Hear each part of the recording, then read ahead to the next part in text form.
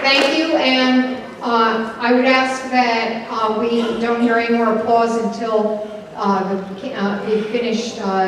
candidates have finished answering the questions and have given their closing statements. And just to review the rules again, both candidates will have 1 minute for an opening statement, up to 1 minute to answer the questions that have been submitted by the audience, and 2 minutes for a closing statement. We do have a timekeeper up front. Richard will hold up a sign showing when you have 15 seconds left and a sign showing stop. When he holds up the stop sign, I would ask you to stop, and I will interrupt you if you continue speaking. Again, as a reminder, in addition to this audience, and we appreciate all of you being out here, this is also being streamed on Facebook Live so that there are others who are watching this, and this will be available to others to watch after tonight. So we appreciate your being here. And before the candidates took their seats, they flipped a coin, and Trisha Zubert won the coin toss. No, she, okay. Okay, so Trisha Zubert Tom Weber chose to go second with his opening statement and first with his closing statement, and Trisha Zubert will go first with the opening statement. So, Trisha Zubert, you have 1 minute for an opening statement. My name is Trisha Zubert, and I'm running for state representative for District 64. Thank you to the League of Women Voters and for all of you for being here tonight.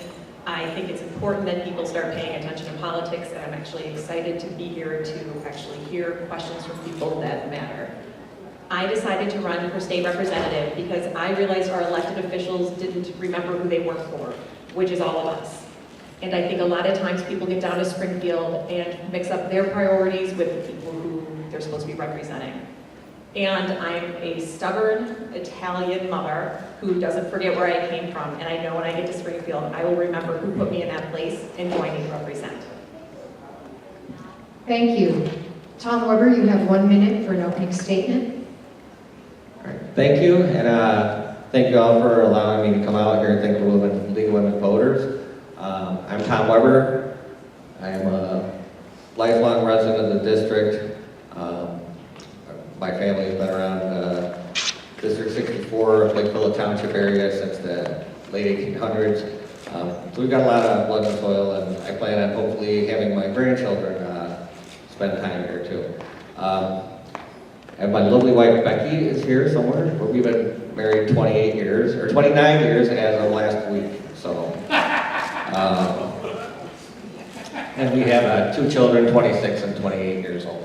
Anyway, I'm currently a Lake County Board member. I've been in the county board for the last 6 years, chairman of planning, building, and zoning. And taxes in District 64 about 300% above the national average. I'd be honored to go and fight against those high taxes in Springfield and be your voice. Thank you very much.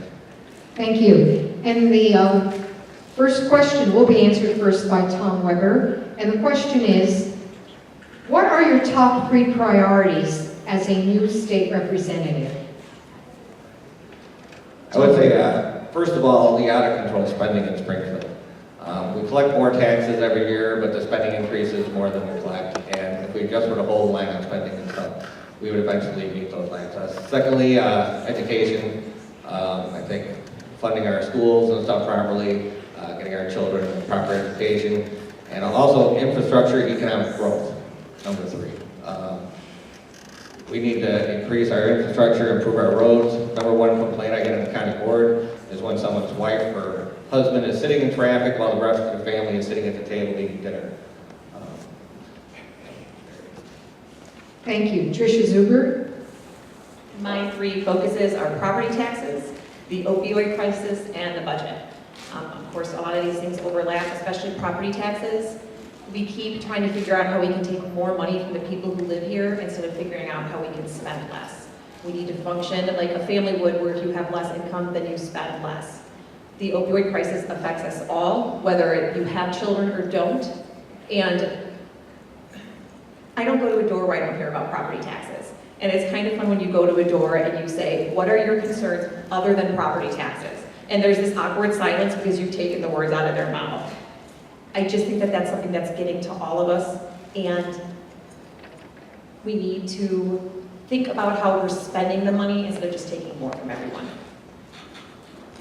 Thank you. The next question will be answered first by Ms. Zubert, and the question is, what can the legislature do to keep the Illinois budget in check, yet provide necessary services to Illinois citizens? So now I get to be redundant and say we need to spend less and stop taking from people. One of the issues we have here is that because people are leaving Illinois to go to college, once they leave the state, they are 50% less likely to return.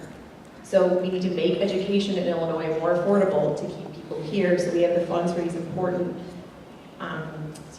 to have important money for these important organizations and foundations to keep taking care of people who live here. Thank you. Mr. Weber?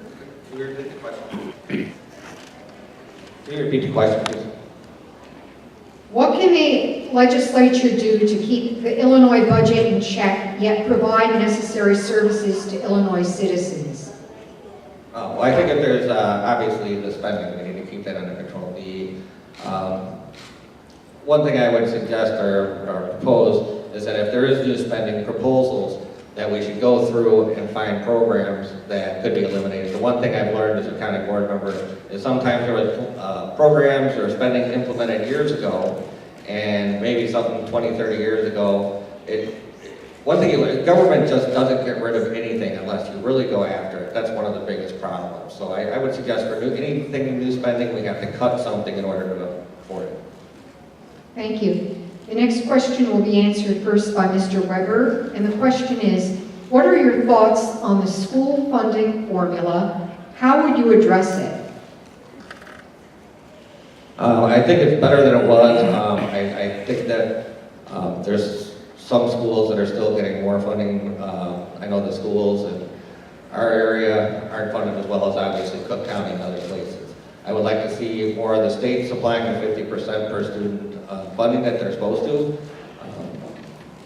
And that would be, as far as, I think that when you have that funding, and they're getting extra money, more money than other schools, there should be some kind of proof that they're actually providing services, and if they're giving property tax relief to the residents in the area.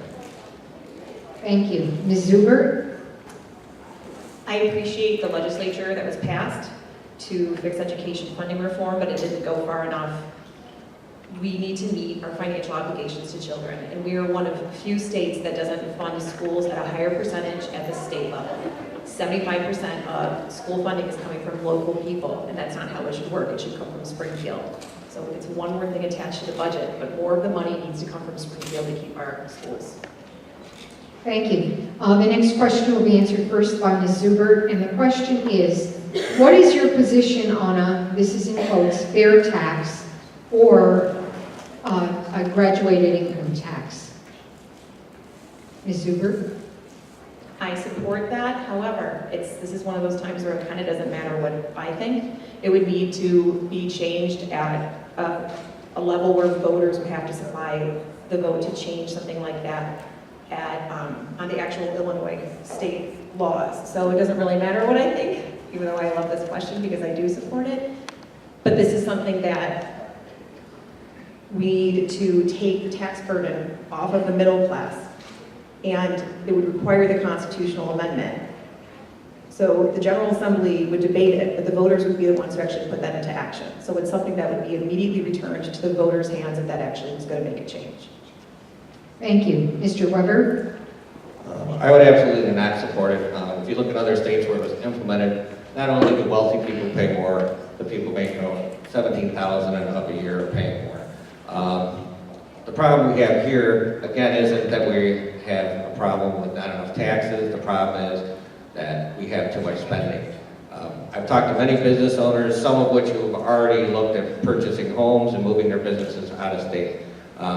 We need workman's comp reform. We need spending reform. and medical reform.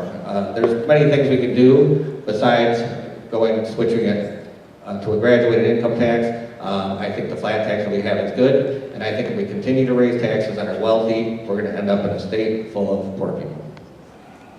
Thank you. The next question will be answered first by Mr. Weber.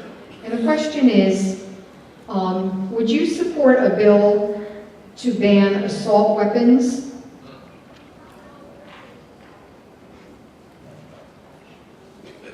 Well, first of all, you have to define what an assault weapon is. Everything on the market today has nothing to do with what the military uses other than the look. I've trained with fully automatic weapons, and there is nothing similar to anything I can buy at the store that fires or functions anywhere near that. Thank you. Ms. Zubert? I think we need to support smart, holistic, and bipartisan solutions for gun change. I think that the red flag legislation that was passed at a bipartisan level earlier this year is a great example where if you have a genuine concern that someone is a danger to themselves or to someone else, then the police can issue a court order to temporarily remove those firearms from someone. And had we done something like that, since the Parkland shooter, for example, was on radar, that exact law would have prevented him from doing what he did because they would have confiscated his guns. I don't think this is a single type of gun issue. Thank you. The next question will be answered first by Ms. Zubert, and it also relates to firearms. And the question is, would you support firearm owners to obtain liability insurance as automobile owners do? I don't think that person does. I don't think that I have an informed enough opinion on that to actually make a statement because I haven't done any research to see if that's comparable, so I don't have an opinion on that. Thank you. Mr. Weber? No, I would never support that. Okay, thank you. The next question will be answered first by Mr. Weber, and the question is, how much money and support have you taken from your political party? Mr. Weber? I would say, I don't actually have where I've calculated it out, but I would say between $5,000 and $10,000. Thank you. Ms. Zubert? $750, exactly, in an in-kind donation to Access Voter Software. Thank you. The next question will be answered first by Ms. Zubert, and the question is, what options do you have in mind for public transportation that would reduce traffic congestion on, for example, Randall Road? Ms. Zubert?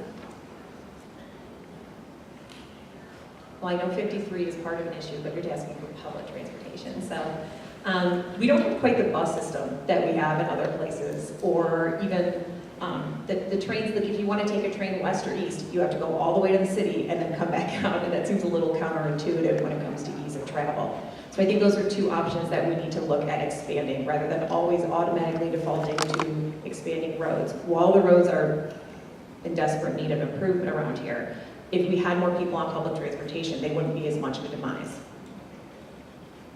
Thank you. Mr. Weber? I think anyone that talks about economic growth and has to be kidding if they're not going to talk about infrastructure.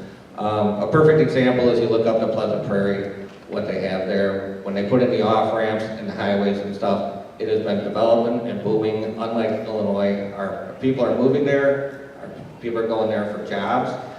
And I think we need, it's been a long time since Rand Road and others have been improved. I think the Tri-County access is a great idea, partnering up with Lake County, McHenry County, and Kenosha County. And I look forward to seeing what they come up with. Thank you. The next question will be answered first by Mr. Weber, and it starts with a statement. The questioner maintains, historical institutions have taken serious financial hits because of Illinois budget not being there. Will you be doing anything to help support history in Illinois, such as museums and historical societies? Mr. Weber? Yeah, actually, I believe our landmarks and stuff, Crystal Lake near here, the Palmer House there, we've been to. I think those things are very important. I actually do history presentations on our family farm. History is one of the most important things to me, so whatever funding we can do to make sure everything is stays and expands the way it is, I would support. Thank you. Ms. Zubert? I obviously also don't have the Illinois budget in front of me, but that's an important organization.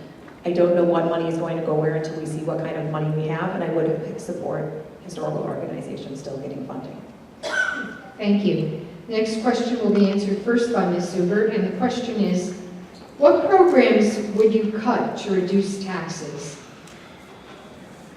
Ms. Zubert? I can't think of a program that I'm supportive of cutting until we know where money is actually going. If we don't know where the money is being spent, then how do we know what needs to be cut? I'm concerned that I can win an elected office and have a lifetime pension, to be honest, when there's teachers and CEOs and whatnot that still have to fight to have income beyond their gainful employment. I think that representatives are one of the drain on Illinois, but beyond that, I don't know what else we can cut until I see where the money is actually going. Thank you. Mr. Weber?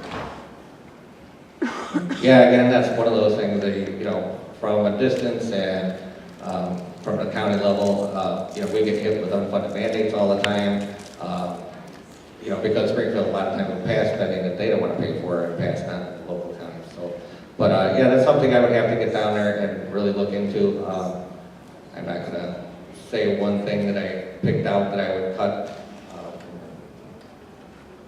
Thank you. Next question will be answered first by Mr. Weber, and the question is, are you in favor of maintaining the Medicaid expansion, and would you support a state-run option for people to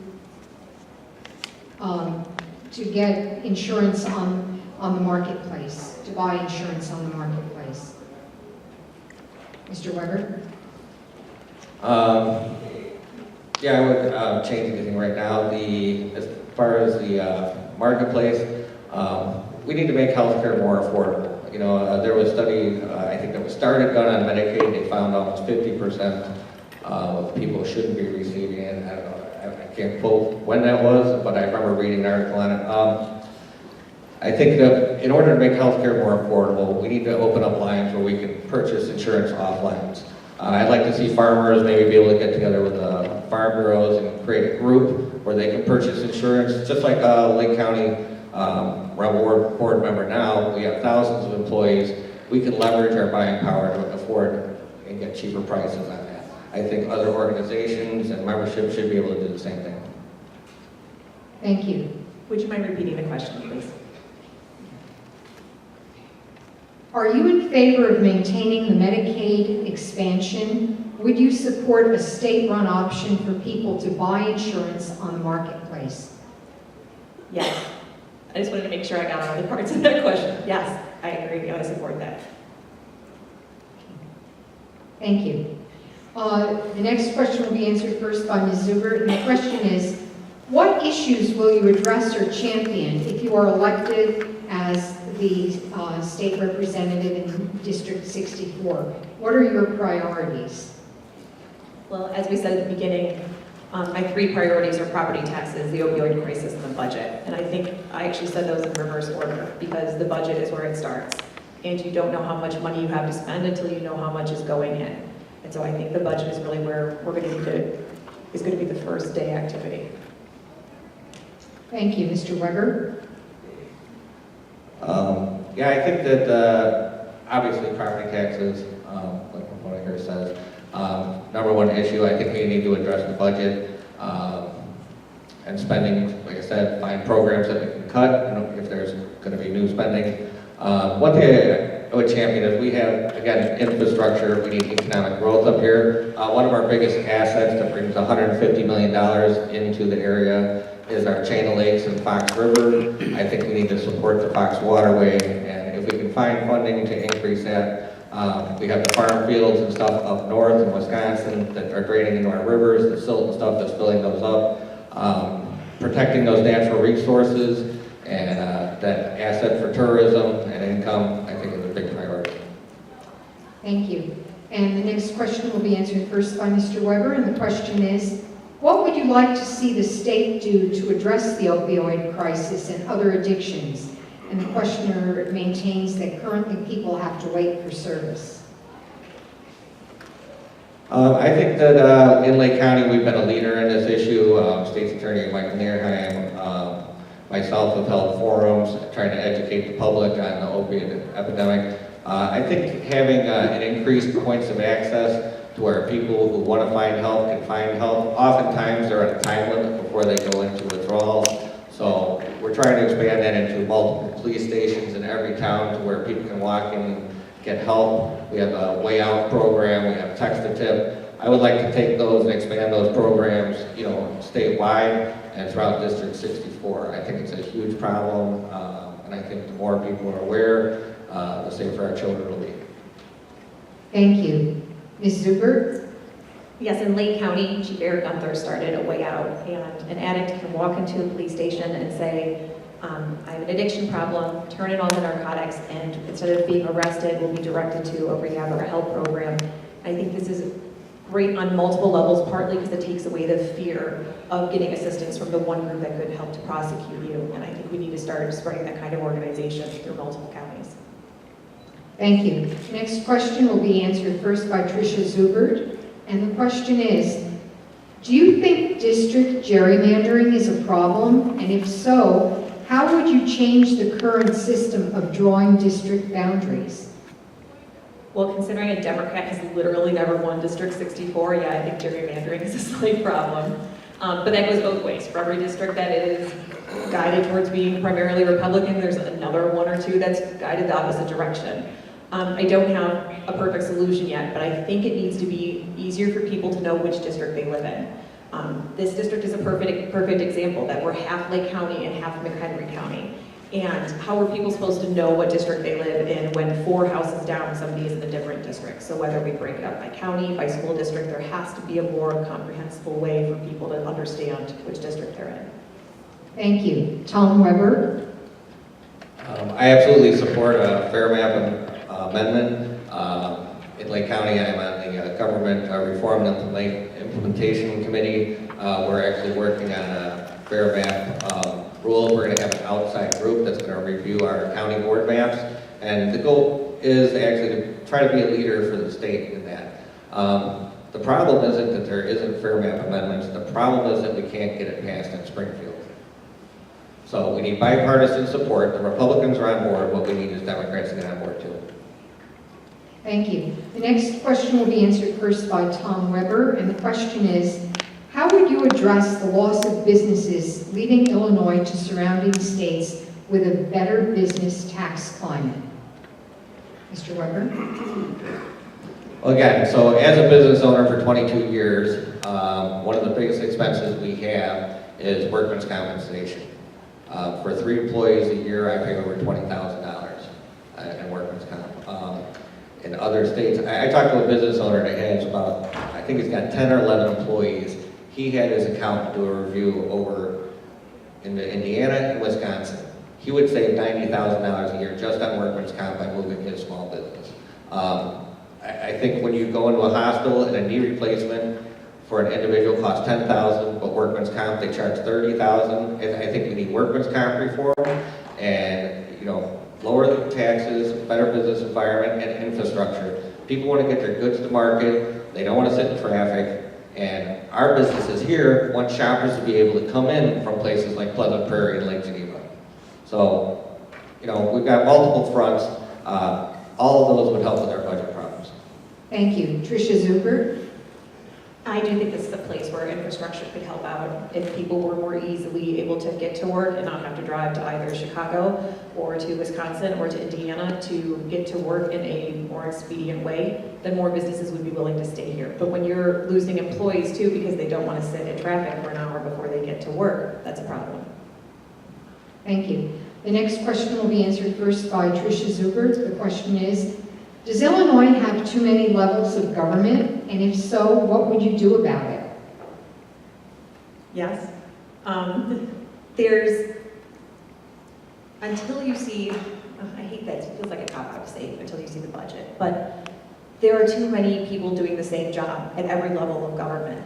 And I think that people that are in the positions where they lose their job by saying, hey, we don't need two people to lose this job, have been afraid to say that. And I think we need to maybe bring in some outside people to look at the way things are set up to see where we could streamline a lot of the government. Thank you. Tom Weber? Yeah, I'm not sure what budget has to do with it. The reality is we've got too many levels of government. We've got a village that has a public works and it also has a water district in it, and we can't just get together and decide where everyone's on board. You actually have to go to Springfield. It's about a 1.5 year long process. What we need to do is streamline the process. We have too many school districts. One school shouldn't be a district. I think in Lakeville Township, where I live, I think there's 4 different school districts.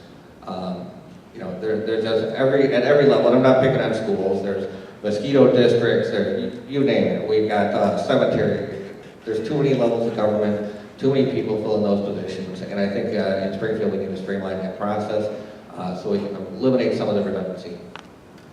Thank you. Mr. Weber will answer this question first, and the question is, what is your position on legalizing marijuana for recreational use? I am against legalizing marijuana. I've read a lot of the chief of police and reports and stuff over the last 5 years where it's been legalized in other states. The leading cause for treatment among 12 to 17-year-olds is marijuana in these states. Violent crimes have increased by 18.6%. Traffic deaths have more than doubled by 66% in these states by drivers who were confirmed to be on marijuana. So no, I would not support it. I think anyone who has children would not want this. And Thank you. Trisha Zubert? My kids are here, so this is going to be awkward, but 2/3 of the state of Illinois supports legalizing marijuana, and that's who we're supposed to be representing. So we need to support legalizing marijuana. We could regulate it like we do anything else, probably even more than we do alcohol, because there's a lot more alcohol-related deaths every year than there are marijuana. But we are getting behind the times on this one and losing a lot of money.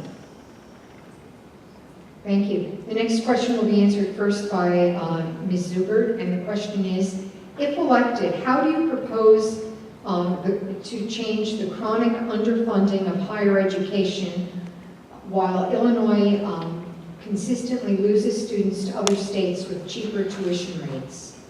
Can you repeat the question, please? Yes, kind of awkward. If elected, how do you propose to change the chronic underfunding of higher education while Illinois consistently loses students to other states with cheaper tuition rates? Okay, thank you. This is one of those bell curves in my mind where more students would attend our schools and be chipping in money if the cost of it went a little bit down. And we have to find that balance that we keep the students here so that also that when they graduate, they don't stay out of state. Thank you. Mr. Weber? yeah, that's one of the huge problems is obviously when we're sending kids away to school and then they look at the taxes and everything else, they're tending to go look for jobs elsewhere. One thing I've talked to a lot of these universities, I think they need to expand into some of the workforce. In construction, there's a big need for HVAC, carpenters, electricians, and stuff like that. I think we need to expand those programs locally. I'm not someone who had a 4-year degree. Not everyone needs that. But to have the training where I am a licensed electrician also, so having that training and expanding what some of these colleges are offering to students, I think would generate more revenue. Thank you. Mr. Weber will answer the next question first, and it's, if elected, what will you do to handle the funding of the state's pension obligations?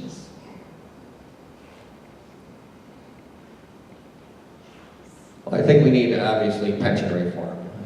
We've got we've got so many of our baby boomers that are retiring now. It concerns me that we'll ever be able to fund those. However, I believe we need to, everyone that's been promised a pension and their health care benefits and stuff, that they should receive that. So, but we need to address the spending problem. We bring in more revenue and ensure that those pensions are funded. And, I think if we can keep a cap on that, I think we'll be fine. Thank you. Ms. Zubert? It's like any other budget line item, it's money we owe, and we need to get it back into the pension instead of spending it. So it's another budget issue, but it seems to be the first thing people go to when they talk about the budget of, well, let's get rid of the pensions. Well, that's not what we can do, because those people are owed that money, they were planned on that money, and it's theirs. Thank you. Next question will be answered first by Ms. Zubert, and the question is, if we had Medicare for all, in other words, universal health care, would that eliminate the need for workers' compensation?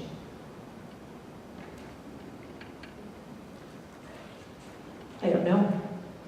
That's pretty far into figuring out have everybody universal health care. So it'd be a great solution to it, but I don't know if that would be something that's feasible or affordable to add into that. Thank you. Mr. Weber? First of all, wouldn't support that because I don't support universal health care. I don't think the government runs anything good. I think that the cost of the Affordable Care Act have been astronomical. One of the problems we've had in Lake County is, $1 million increase in health care in 1 year. Again, we need to expand competition in health care, not have government running it. Thank you. Mr. Weber will answer the next question first, and the question is, will you support a woman's right to choose and make sure people have access to birth control?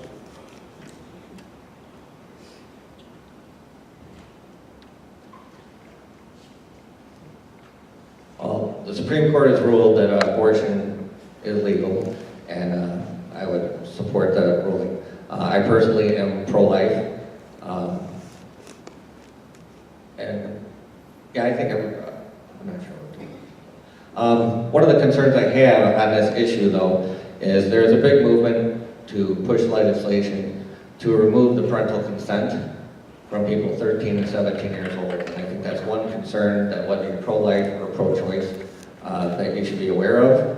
I think that any mother 13 years old to 17 years old should have their parents and support of all their loved ones during this time. So. Thank you. Ms. Zubert? I am pro-choice. I've been endorsed by multiple pro-choice organizations and by 0 pro-life organizations. It's not something that thankfully I've ever been in a place where I've had to make that choice, but that is something that some people do need access to, and so I support continuing to fund those things, including birth control. Thank you.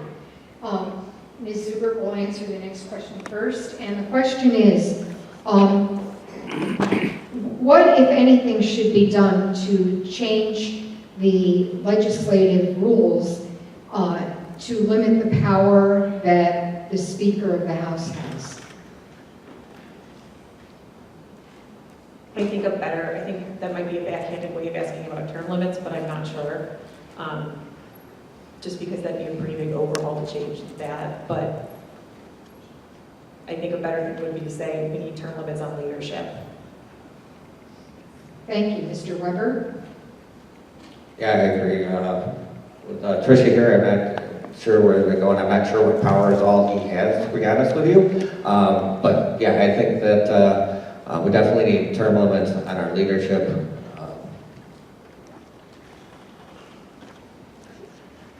Thank you.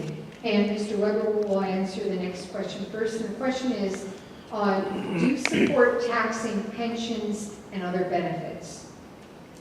Absolutely not. No, I mean, if you want to see the rest of the people move out of the state of Illinois, start taxing pensions and benefits. I mean, that's, I don't even see that as a feasible anything. I don't support that at all. Thank you. Ms. Zubert? No, there are better fiscal solutions to pursue than ones that put even more burden on the middle class. Thank you. And Ms. Zubert will answer the next question first, and the question is, do you think there are any reforms needed for the Illinois State Lottery, and if so, what? No, I don't think there's any reforms needed for that. Thank you. Mr. Weber?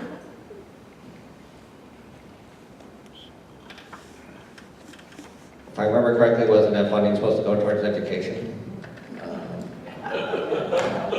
I mean, it's hard to tell because we're always told something's going to go towards education and it never does. So if there's any reform, I think it should go back to funding education and helping our children. I still don't know how a lottery goes bankrupt. Anyway, welcome to the state of Illinois. Thank you. And Mr. Weber will answer first, and the question is, how well do you feel you are reaching voters right now? I'm sorry, I didn't see. The question is, how well do you feel that you are reaching voters right now? I think pretty much. Like my opponent said, you know, every door is the same. It's a property tax. You know, I've been to probably 100 events in the last year and a few months that I've been running for office, and we've met a lot of people. I show up places and they know me by first name now, so I think we've done a good job reaching out. And one of the important things to me, as a county board member, when I went door to door and I asked who's your state or who's your county board member, nobody knew.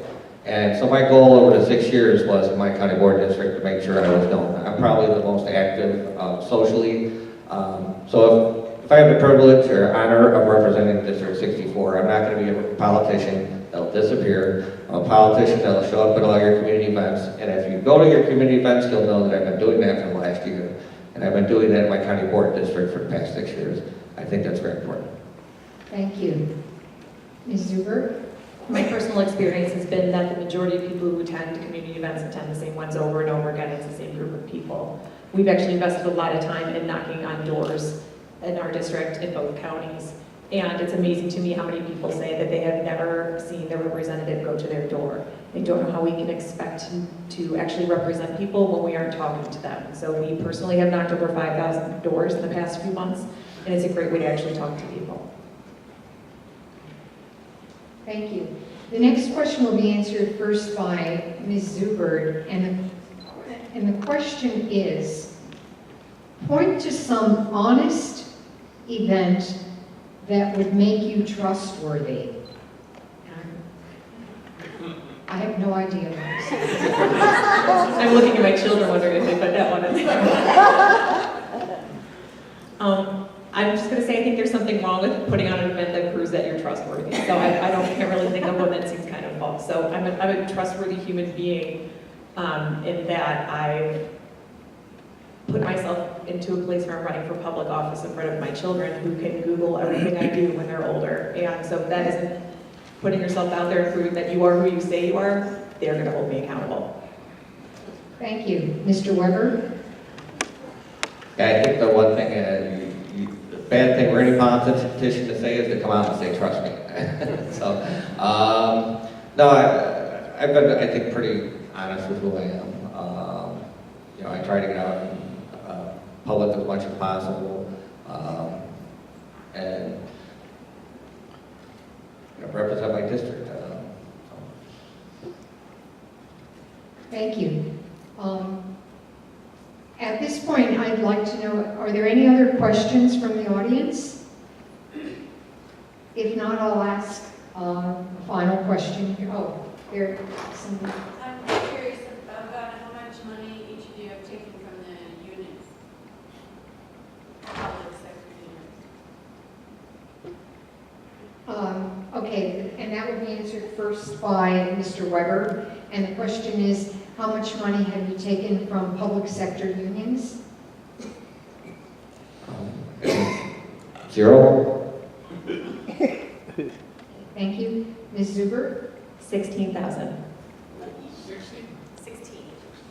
16? Thank you. Okay, then I'll ask the final question, and it's a question that was asked of the previous candidates, and the question is, what living politician do you admire most? And that will be answered first by Trisha Zubert. I'm trying to remember living now because I don't want to make that same mistake. I respect President Barack Obama the most. I think he united people that we didn't know could be united, and I don't think he ostracized as much as other presidents have, living presidents have. Thank you. Same question, Mr. Weber. All right, it shouldn't be hard, right? So I would just have to say, we're running for District 64. Barbara Wheeler, our current state representative, she's been an inspiration to me. I think any mom, including Trisha, who runs for public office while trying to raise a family, or dad for that matter, someone to look up to. Barb said she was going to run for 3 terms.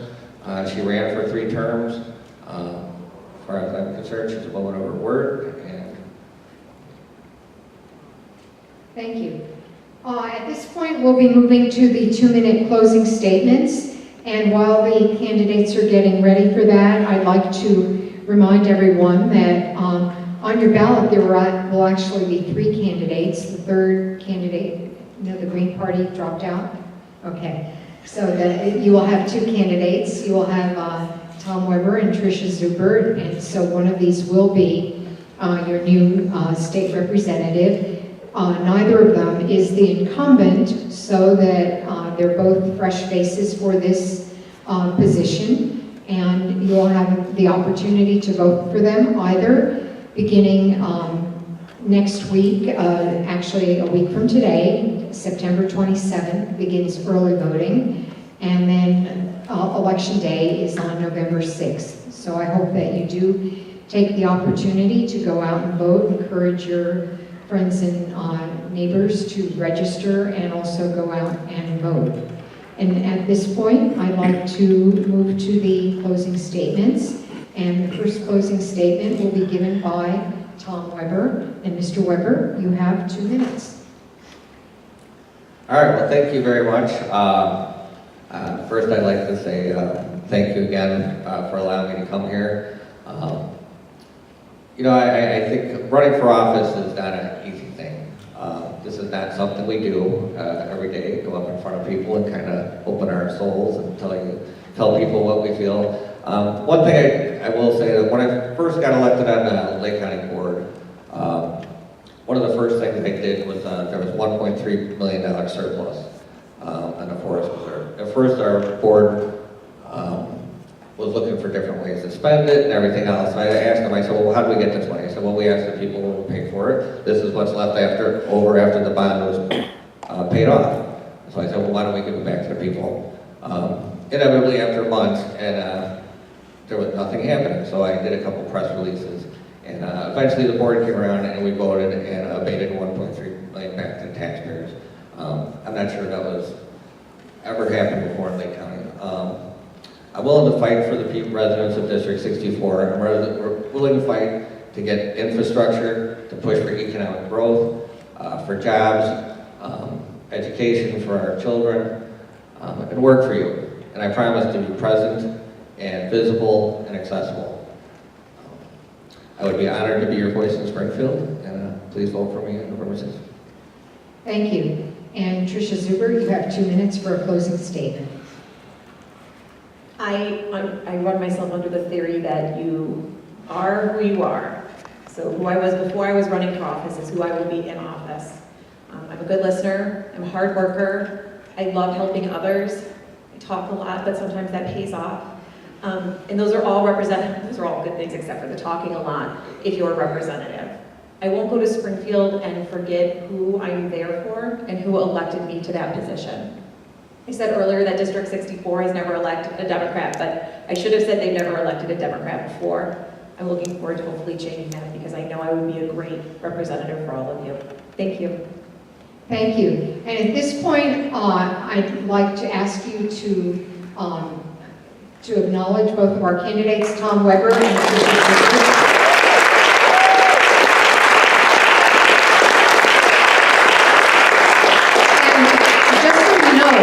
They answered a total of 28 questions, so they They were short to the point, they made their points, so I really appreciate it. I think Richard only held up the 15-second sign, sorry, just a couple of times, so really, you were straightforward to the point. I'd also like to thank the League of Women Voters of McHenry County for putting on these forums. These take a lot of work. There's planning that goes into it, sorting questions, collecting the questions, contacting all the candidates. So there's a lot of work, the timekeeping, everything that goes into it. And then I'd also like to thank all of you who took the time to come out tonight to hear the candidates in person. And for those of you who have been watching on Facebook or will be watching this sometime in the future. So thank you again, and please, very importantly, don't forget to go out and vote November 6th. Thank you again, and have a good evening.